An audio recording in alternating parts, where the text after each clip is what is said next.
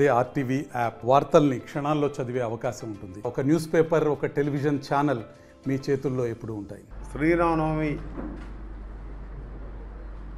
కళ్యాణం సందర్భంగా, పండుగ సందర్భంగా అందరికీ కూడా శుభాకాంక్షలు తెలియజేసుకుంటూ కాసేపట్లో రామగిరి రామాలయంలో కళ్యాణోత్సవం ప్రారంభోత్సవం కాబోతున్నది. ముఖ్యంగా ఈరోజు ప్రెస్ మీట్కి సంబంధించి మొన్నటి వరకు కేటీఆర్ ఎలక్షన్ల తర్వాత రేవంత్ రెడ్డి గారు బీజేపీలోకి పోతాడని పదే పదే పనికిరాని మాటలు మాట్లాడితే ఏదో బచ్చగాడు మాట్లాడుతుండేమో ఆయనకి ఏం తెలుసు రాజకీయాలు అనుకున్నాం. ఏదో కేసీఆర్ కొడుకు కాబట్టి దేకుతుంది తప్ప ఆయన ఓళ్ళు లెక్క పెడతారు కేటీఆర్ని. కానీ నిన్న అన్ని పేపర్లో వచ్చింది. ఏ పేపర్లో చూస్తున్నాం, ఏడాదిలో సర్కార్ పతనం అని సాక్షి పేపర్లో వచ్చింది, అన్ని పేపర్లో కూడా వచ్చింది. దీనిలో డీటెయిల్గా రాసిండు. నేను ఒకటే సూటిగా అడగదలుచుకున్నా ఈరోజు, కేటీఆర్ గారు నువ్వు ఏం ఆలోచనతోని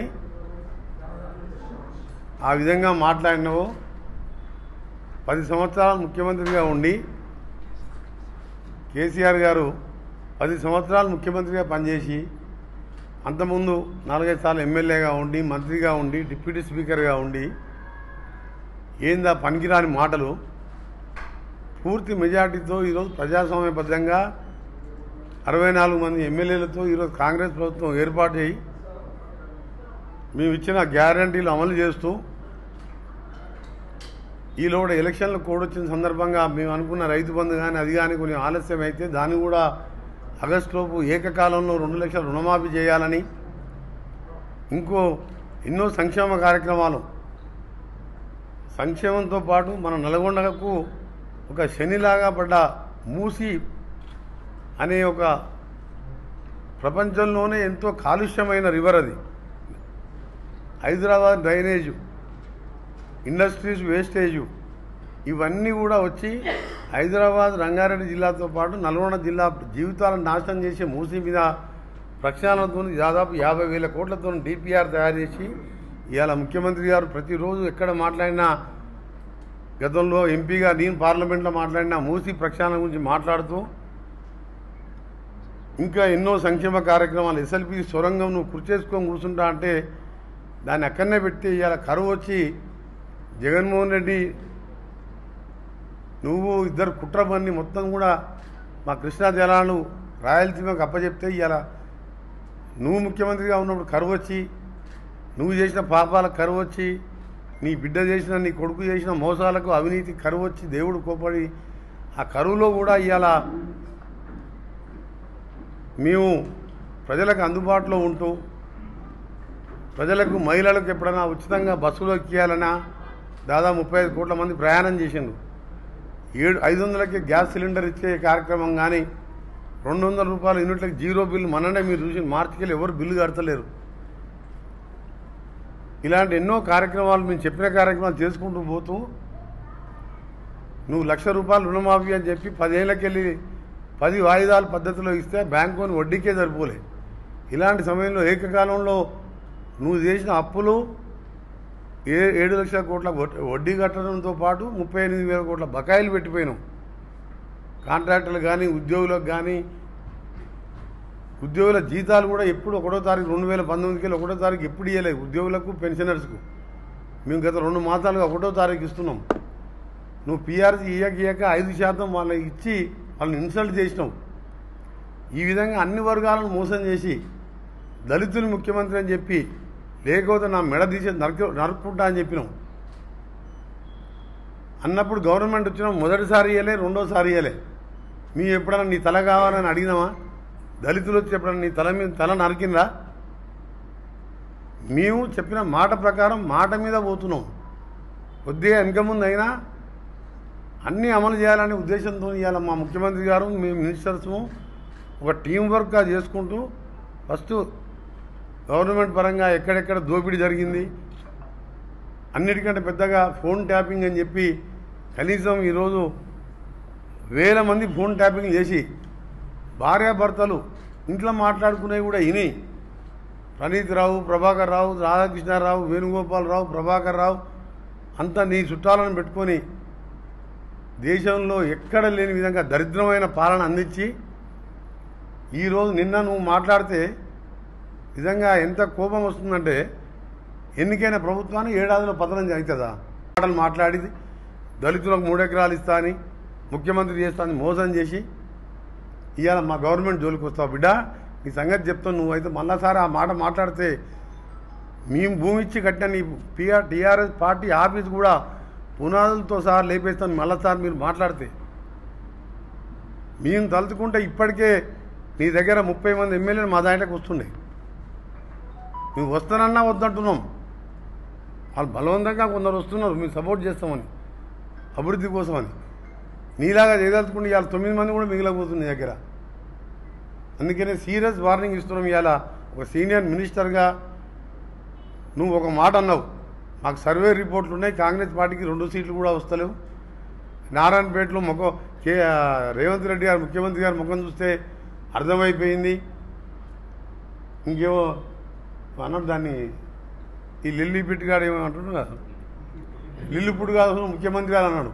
నీలాంటి పాస్పోర్ట్ దొంగలు దొంగ పాస్పోర్ట్ వేసుకొని వాళ్ళని బొంబాయిలో తీసుకొచ్చి ఊడరేవుల దగ్గర వదిలిపెట్టి డబ్బులు దోసుకొని నీలాంటి వాడు ముఖ్యమంత్రి అయినప్పుడు ఆయన కొట్లాడి ఒక రైతు కుటుంబంకి వెళ్ళొచ్చి ఇలా ఇండిపెండెంట్ జడ్పీటీసీ అయ్యి ఎమ్మెల్సీ ఇండిపెండెంట్ అయ్యి ఎమ్మెల్యే ఎంపీ అయ్యి ముఖ్యమంత్రి అయిన నీలాగా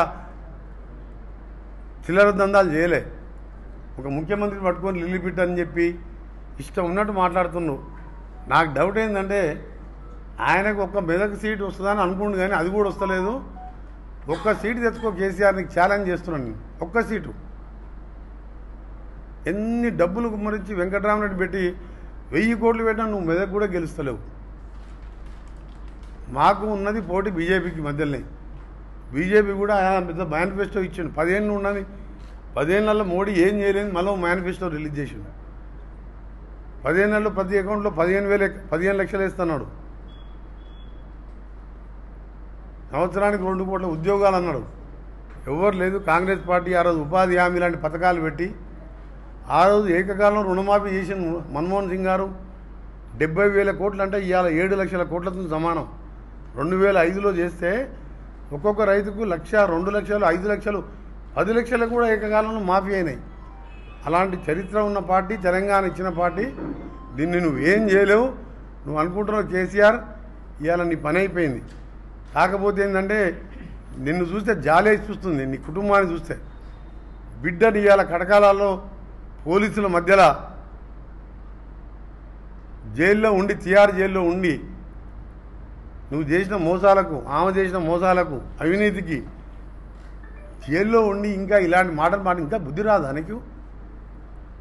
సొంత బిడ్డ జైల్లో ఉంటే ప్రాయశ్చిత్తం చేసుకొని ప్రజలకు క్షమాపణ చెప్పి మోసం చేసినా, దళితులు ముఖ్యమంత్రిని మోసం చేసినా, నా బిడ్డ కొడుకు లక్షల కోట్లు దోసుకున్నాం క్షమించండి అని చెప్పి అనేది పోయి ఇవాళ మా పార్టీ గురించి మాట్లాడుతావు. బిడ్డ నువ్వు అనుకుంటావు కేసీఆర్ నీకంటే ఎక్కువ తెలంగాణ కోసం మంత్రి పదవి వదిలిపెట్టి గడియారం కాడ నడి రోడ్డు మీద 11 రోజులు దీక్ష చేస్తే నాకు కిరణ్ కుమార్ రెడ్డి పెద్ద కొట్లాట నడుస్తున్నది.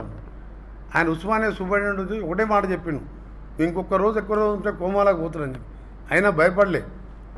తెలంగాణ సోనియా గాంధీ నొప్పించి తెలంగాణ తెచ్చి నీ మోసం మాటలని దళితుల ముఖ్యమంత్రి అని నీకు అధికారం చెప్తే నాశనం చేసి ఇవాళ ఖమ్మం, నల్గొండ, మహబూబ్నగర్ జిల్లాలలో కృష్ణా జిల్లాలను మొత్తం కూడా ఆంధ్రాకు తాకట్టు పెట్టి 36 సీట్లలో 34 సీట్లే గెలిచినారు. అలా మన జిల్లాకు చెందిన ఓ దరిద్రుడు 3,000 ఓట్లతో గెలిచినాడు. వాడు శని మన జిల్లాకు. ఒక్కసారి బ్రాహ్మణమైన ప్రాజెక్ట్ రోజు ఆడంగానే పోతారు కదా, 2 నిమిషాల ప్రాజెక్టు పోవచ్చు. ఎప్పుడన్నా పోయిందా? సరే ఆయనంతా గుర్తు చేసుకొని కూర్చోలే. ఈడ 10 ఏళ్ళ పనికిరాని మంత్రి ఉన్నాడు కదా, సొరంగం ఎప్పుడన్నా పోయి చూసి వచ్చిందా? ఆ చిల్లరగాడు కూడా రోజు ఏదో మాట్లాడుతున్నాడు. ఇవాళ మేమందరం చెప్తున్నాం, రైస్ మిల్లర్ దగ్గర 24,000-25,000 రూపాయలకి ఇవాళ సన్నోట్లు కొండిచ్చినాం. నేను మిరియాలు కూడా 15 రోజులకు పోకముందు 21,000 తీసుకున్నాను. నిన్న పోయి అడిగితే 24,000-25,000 తక్కువలో తక్కువ పడ్డది సార్, నువ్వు వచ్చిపోయినాం కాను. ఎప్పుడన్నా రైతుల గురించి మాట్లాడినా? ఎంతసేపు ఇసుక అమ్ముకోవడం, షాబాద్లో 80 ఎకరాల ఫామ్ హౌస్ కట్టుకోవడం, 1000 కోట్లు సంపాదించి తిండికి లేనోడు జగదీష్ రెడ్డి. ఇలాంటి వాళ్ళని పెట్టుకోనంటే కాంగ్రెస్ పార్టీ ఏడాదిలో పతనం అయింది. రేవంత్ రెడ్డి ముఖం చూస్తే అర్థమైపోయింది, ఆయన ముఖం చిన్నపోయింది. ఆయన ముఖం చూసి మాట్లాడే ధైర్యం లేక 2 సార్లు అసెంబ్లీ సెషన్లో ముఖం లేక ఏడ తిట్టుబడవలసి చూస్తుందో, నీ బండారం బయటపడుతున్నా అసెంబ్లీకి రాని దొంగవు నువ్వు. అసెంబ్లీకి రాని ముఖం లేదు నీకు. రేవంత్ రెడ్డి కాదు, కోమటిరెడ్డి వెంకరెడ్డి గారి గురించి రోజు మీరు మాట్లాడినా ఎవడు నమ్మడు. నీ దోపిడి దొంగ ఉదాహరణ తయారు చేయలే. ఏం మాట్లాడుతున్నా అక్కడ వాళ్ళ అడ్వకేట్లు కానీ వాళ్ళు ఎప్పుడప్పుడు ప్రెస్కి వస్తే నా జడ్జి కూడా కోప్పడ్డాడు. ఒకరోజు నా కొడుకు ఎగ్జామ్స్ ఉంటారు, ఒకరోజు నాకు బీపీ ఎక్కువైంది అంటారు, ఒకరోజు స్టార్ క్యాంపెయిన్ కాబట్టి క్యాంపెయిన్ చేయాలి బేలీ అన్నారు. మొత్తం దోసుకున్నట్టు సూత్రధారి పాత్రధారి ఆమె అని చెప్పినాక ఎట్లా సిగ్గొస్తలేదు అర్థమవుతలేదు. కేసీఆర్ గారికి ఎట్లొచ్చి ప్రచారం చేస్తున్నాడు పబ్లిక్ అర్థం కాలేదా? బతుకమ్మ చాటున మందుబాటిలు అమ్ముకున్న వాళ్ళ పార్టీ కూడా ఓటేస్తారా? ఒక్క సీటు రాదు. 12-13 సీట్లు పెట్టుకున్నాం. 15 మిషన్ మా టార్గెట్. 12-13 సీట్లతోని ఇలా పార్లమెంట్లో గెలుస్తున్నాం. ఆ తర్వాత 3 నెలల్లో బీఆర్ఎస్ పార్టీ దుకాణం బంద్ అవుతుంది, ఆ పార్టీ ఉండదని చెప్పి నేను ఖచ్చితంగా చెప్తున్నా.